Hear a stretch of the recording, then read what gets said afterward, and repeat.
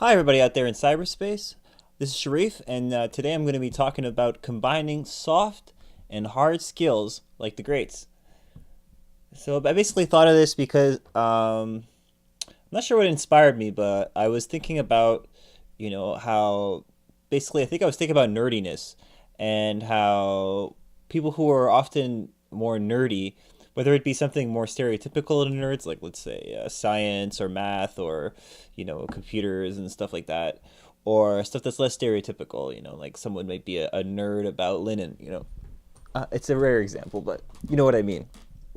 But what happens is people, in a professional sense, in terms of businesses and trying to apply to companies and network better with people, if they're only focused on the hard skills or just being obsessed with those abilities, you might be really awesome at them and really special in those things. But it's harder to get along with others when you're more closed-minded, or you might appear to be that way, even if you aren't. And so when you just focus on only those kind of hard skills, a lot of people expect that, if they have enough hard skills in something, especially a lot want to really specialize, which is very good. But the having a lot is going to definitely going to make them able to work and have business and all sorts of stuff. But what ends up happening is they often need to get in through a different way, or they learn that it's harder to get in the honest way, or they really have to be like winning a contest or becoming somehow famous or something like at that level before it actually works. Which it seems a little bit. How do I say it?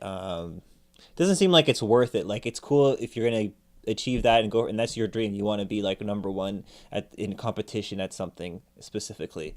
It's awesome if you're in that sort of mode. I've been like that, almost like that in a few things before, and I do recommend it. It's fun. But let's say you're not at that level, or you're not in that mindset right now. You care less about being seen as or officially recognized as such, but instead you want to do what's most valuable to you, and therefore if you do become number one, it's at least in something that isn't just purely for official recognition, but to really feel number one to you, which is a lot more important than others thinking you're number one. And sometimes, and no, that's not only sometimes, but that's probably going to entail you improving all the time anyway. But I mean, you want to improve in the places and where you feel is going to match your highest potential, to really feel like you're not just number one. Because let's say you're in something that you're really good at, and it's easy for you to be number one against others. It just so happens that you're particularly specially talented in something because it naturally came to you and you worked really hard on it and you've competed a lot in it, and you've done well over time. You learn from anything that you could have done better, or what not to do, or what to do less of or more of, and so on. So it's so easy for you to be better than everyone or be officially or recognized as number one, but that doesn't mean you're number one to yourself. You know what I mean. You could, if you still feel yourself, you could do better, regardless of what your status or your credentials or your recognition is, or officially what's known about you. If you don't feel you're number one to yourself, then you're not really as high up or as good as you can really be.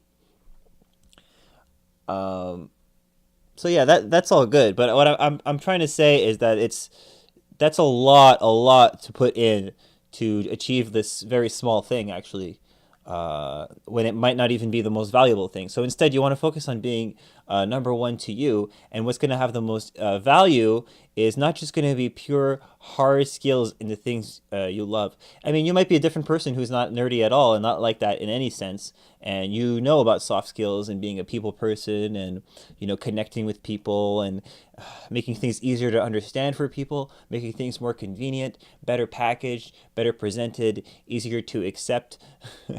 Like for me, I definitely tend to stem more towards the nerdy side, and I have, and that's why I'm coming up with ideas. Like a lot of my ideas that I come up with, like solutions and so on, are usually for problems I've had myself, or I feel that I'm very connected to somehow, or I can easily observe them because I have some kind of a relationship with those problems, whether it was my problem or I saw something people who are close to me have had, or let's say even companies or industries I'm very familiar with.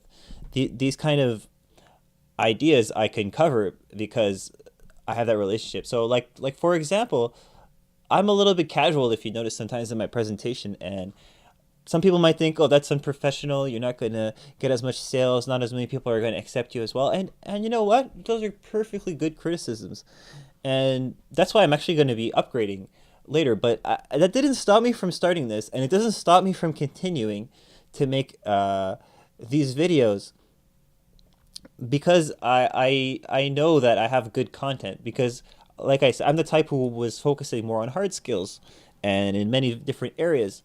So when you get to a certain point and you realize it's not about like proving yourself to others in that sense, and it's not just about being recognized as such, but actually it's about doing what to you is your greatest most fulfilling challenge, if it would be a challenge, or solving the most important problem first about yourself before getting to other people's problems or what they think of you or what have you. And that's why I don't mind just going ahead and doing things because I already gotten past that point. Like I still love hard skills and I'm still learning and doing new things whenever I can because that's just my mode. But because I'm sort of that's my nature now. It's like my second nature, or just how I've been. I'm ready to move on at the same time, or layer over top. You could say abstract over top what I'm already doing with more soft type stuff. And I've always had that in me, and I've always been a very social person. That's probably why I'm so into social media and why it's clicked so well with me. Also kind of a scatterbrain, and I have been for a long time, which I've learned to deal with and just be a better person and you know figure out how to balance it, which is the big key. And that's what this video is all about. It's about balance. So I wrote a few notes about soft skills versus hard skills, and like I said, this is all going to be updated soon, so my soft skills will be even better. But it's actually more about how you talk to people, how you can look people in the eye. That's another aspect where I don't mind doing this. Not only do I have enough confidence in my hard skills to do this, I also know that it's more about how you are as a person more than anything else. And then the rest you can just keep updating and improving, which is what is happening here at Production Hackers. All right, so here are my notes. I got build yourself up with the hard. So this is similar to my experience, and I'm drawing from my experience, and this is just an example. You might have your own examples to go with this, but promote yourself with the soft. So build yourself up with the hard, but promote yourself with the soft. So in the case of maybe more nerdy or specialized people, that's what they're doing already. They're building themselves up with the hard. They're learning the hard skills. They're doing the harder challenges, the more technical stuff, or the higher level stuff. That is, you really got to get down to it and nitty gritty, trial and error, learn and know what you're doing and be ready for that, and keep progressing in that. So that's that, and then promote yourself with the soft. However, a lot of nerds and so on, they might not be able to have the social skills to talk so well and properly and look people in the eye and so on and shake their hand and smile and so on and kind of have a sense of humor and so on. Some are better at that than others, and many won't take it as far. And I could say, I could judge being an example as always dressing like very formally and having a very formal setting and background, but that's not fully my style. And you'll see as I update things, I'm gonna make things a little more dynamic in my new place. So, but this was the start, the training grants, which I mentioned in another video. So if that person can learn how to package what they do, or themselves as a person, even just with personal skills and just being natural as possible, not overly like focused on like I could do this, or well, I want to talk about this really nerdy subject right now, but like just being a normal person that people could trust, layered over top of that, technical and real abilities, depth you have, then that's great. Okay, and then my next little comparison is learn from the soft, apply with the hard. And by the way, I'm gonna have these notes on the site, so you can refer to them, and then I'll have the transcription once I get them all. And I'm doing a whole, how do I say, batch of them. So once they're all ready, they'll be up on there. So anyway, learn from the soft and apply with the hard. So this is saying that you need to basically look to people who have the best presentation, who have the best, acting ability, you can call it, or personable skills, or presentation skills, ability to hit people at the heart in a sense, and that feel down to earth and relatable is what we're talking about here. Learn from those people, but apply it with the heart. So, but then apply it into what you're actually wanting to really do or get done, not just what you're saying or how you're presenting yourself, but with the actual type of work you want to finish consistently, or be servicing or maintaining or dealing with, that you don't just leave it at the soft, because it's not going to be implementable or useful after that. So anyway, go for the hard.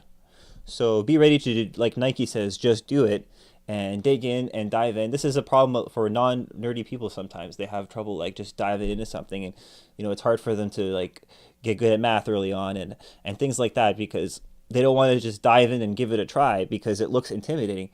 I actually tweeted something today about how the way things look or appear, or how you feel about them, has actually nothing to do with your ability to actually learn or do those things, but it's rather how you see those things, your perspective, and how you approach those things when you go to learn and do them. I said it in a much nicer, wittier way, because that was the tweet format. This is a different format.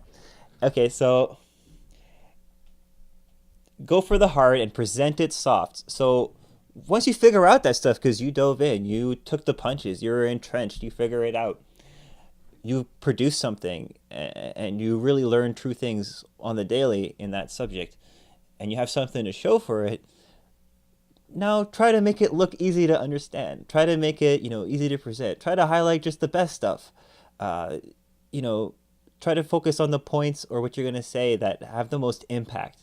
Really, really try to filter out anything that's going to be, let's say, a little bit too technical, a little bit too hard to understand, or not just quick and easy to just accept and digest. So it's really nice that you got all those skills, but you don't want to only show, like if you're going to do a presentation or something, or if you want to sell something or yourself for a job, let's say, for example, you want to really give it in a way that's just so easy for people to just look through, access, understand stuff easily. You might have the option for going in deeper, but it's all nicely, everything has its place, and so on and so forth. You know, it's like I said, that people don't usually want to see the sausage being made. That they just want the sausage. All right. Okay. And then so my next comparison is put no effort in. Instead, be in the best condition. So you're like, put no effort in. What are you talking about, Sharif? You're just going crazy now. Like, what do you mean no effort? What are you talking? How can you get anything done without any effort? How can you learn anything? How can you do anything without effort? Well, you may have heard this before, but the best often appear effortless. And the reason they appear effortless is that because they've gotten so good at that thing, or let's say it's something really intensive like a sport or something, or a high level sport, you're going to say that they've been training so well, so properly, practicing so hard, that when it actually comes to the performance part, um, it's nothing to them. They put themselves on a level much higher than they need to be. I've also learned this from table tennis players and so on. When I was in that sports field, I was watching the top players in the world playing, and yeah, they put the preparation way beyond what they're going to need. So let's say they need to be, I don't know, hitting the ball perfectly, 11 out of 11 times. They're going to be able to do it, or let's say 11 out of 12 times. They're going to do it 100%, 12 out of 12 times, 5 times in a row every time. Like they're going to be way beyond what they need. Let's say they only need, to get it right 8 out of 10 times. They're going to be doing it 24 out of 24 times. You know what I mean? Like they're really going to take it far, much farther than they need to. So then when it comes to the actual game, then they don't need to put any effort. It's just going to come out like they say in kung fu. You don't learn the techniques so that you can think of the techniques when the time comes. It's so that the techniques will naturally come out on their own. And that's what I mean by putting no effort in, being effortless. It's You realize that when you get so good at something, you don't need to put an effort in it anymore to do it the best. And actually, at the high levels, it appears that you're putting no effort, and it's so natural because you've reached such a high level that it's as if you were just born to do that. You were born that way, as Lady Gaga said. You know that I think it's a tongue-in-cheek, sarcastic, or satirical song personally, but you might have your own view on that. But clearly, she was not born that way. But the point is that her voice is so full and like it doesn't sound forced in any way. It sounds like she's effortlessly able to sing that way. So that once again, put no effort and be in the best condition. It goes back to it's not when you're performing that you put all your effort in. It's when you're training that you figure out how to manage your energy and your resources, whether it be your effort or anything else, your time or what you know already, your experience, your feelings, let's say, your perceptions, and how to deal with those things. It's figuring that all. It's like reconfiguring yourself so that you are in the best state when you actually have to do what you have to do, the important things. When push comes to shove, when it's showtime, and basically the show must go on. So make sure you're in the best condition. And then the final little comparison I have here is work hard on yourself like kung fu, but meditate peacefully like a monk. So what I'm saying here is, I think, pretty easy to understand, and it basically wraps up the whole concept here. Basically, what I'm saying is you got to focus on yourself. You got to really make sure that honestly, from within your heart and your integrity, you are really able to do these things properly and well. You're not just always whipping up some framing or some sort of story that makes it seem like you can do those things. Like someone who has really good soft skills might do. But at the same time, meditate peacefully like a month. But at the same time, you do need to have those soft skills. You do need to be able to relate to people. You do need to have that tranquility, that peacefulness, to be able to be on level with people and to simply work with people. Now, I was thinking this, while I was thinking of these things, I was thinking of, what kind of companies or businesses remind me of people who have really made the most of both these sides, the soft and the hard. I was thinking mainly of, media and technology kind of, well, mostly, I guess, mainly media and entertainment type uh, technologies, or technology-based companies, or I'll just get to it, like Disney, Pixar, Nintendo, Apple, Ghibli, LucasArts. So a lot of places who are doing mostly media type stuff, but some places who are doing more like things involving technology and something in between. But the point is, companies like Disney, Pixar, Nintendo, Apple, Ghibli, LucasArts, they all give you this feeling that there's depth in what they do, and that's the hard part. But at the same time, that they try to be really beautiful and relatable and even family oriented a lot of the time, or just really attractive and appealing to as many people as possible.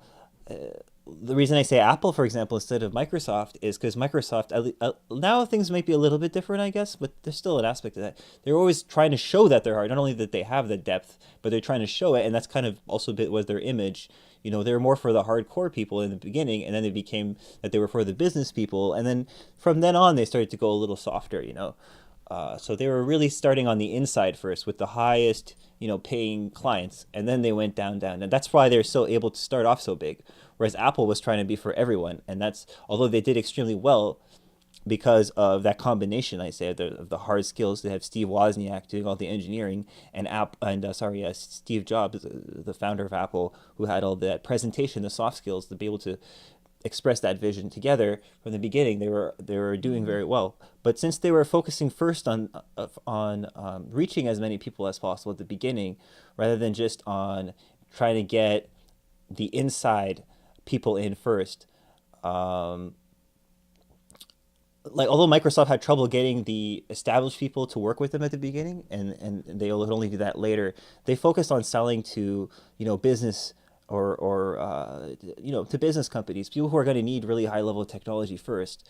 Whereas Apple was focusing on the creators and the producers and the studios and people like that. And so they started with people who, although still have a lot more money than the average person or consumer, not as much as, let's say, the CEOs and stuff. And so that's the difference. Microsoft started on a higher footing. Maybe that's why they were able to be so much richer, so much faster. But look, Apple now is actually ahead of Microsoft, surprisingly enough. And they had, although now they're changed because Steve Jobs isn't there anymore, they were basically winning on this aspect. They were so appealing with things like the iPod. You've heard it a million times, but it's technology, real technology that was cutting edge at the time. Although it already existed from others, it was still, they had the ability to do that engineering as well. So yeah, there's Nintendo, which always has that family-friendly aspect, but they've always been in technology, right? They've always been in software and hardware, and building their own systems and so on. Pixar is other Steve Jobs' work. Obviously, Steve Jobs is connected to a lot of things I feel have this uh, respect well balanced. And then both Disney and Ghibli, animation was, and it still is to a degree, something very technical. Well, of course it is, depending what kind of. No, it's all very technical. Yet at the same time, they're presenting the most family-friendly, appealing, beautiful, presentable type stuff, you know, and LucasArts as well, So now they're owned by Disney, so that makes a lot of sense. So anything, I want to end this off with, it doesn't have to be anything big or epic, it could just be like a simple product in a convenient package, something that people can actually use, but it's easy for them to access. It could be a very easy easing service, like a service that makes things easier for people. Yet at the same time, with good documentation or people who can lead people step by step to understand how it works, even if it's very easy to use, just have that extra, sort of touch, personable touch, whether it be in media for the person or a real person there to help them. Maybe in the future it would be a very friendly robot. That's quite expensive though, so things have to get a little bit cheaper. And then there's like a Michelangelo type thing. You don't have to be a Michelangelo, but that's the concept. You want to make something that, let's say, presents an image people can agree with, but you want to do it the right way. You don't want to do it the cutting corners and stuff. You want to be smart, but you also want to be, you know, honest. Finally, highly intelligent tools or information provided in the easiest to understand way and so on. So there's that's a lot of like small businesses that are doing those kind of things. So you can see how this doesn't just apply to those huge, very famous companies. It applies to all kinds of small businesses and even just small parts of bigger businesses or just small businesses in themselves, or even just the role you might play if you're, let's say, an employee or a contractor or what have you. So by ensuring both hard and soft skills are connected and balanced, you're able to ensure both stability and quality in your support systems. And that's the note I ended on. As I said, they're going to be on there in the site. So I hope this helps you to balance your soft skills with your hard skills, to keep them both, real, and remembering that there's two sides to the coin, whether you're more on the soft side, you're more on the hard side. And I'll check you out next time, and check out productionhackers.net for daily updates. See you next time. Bye.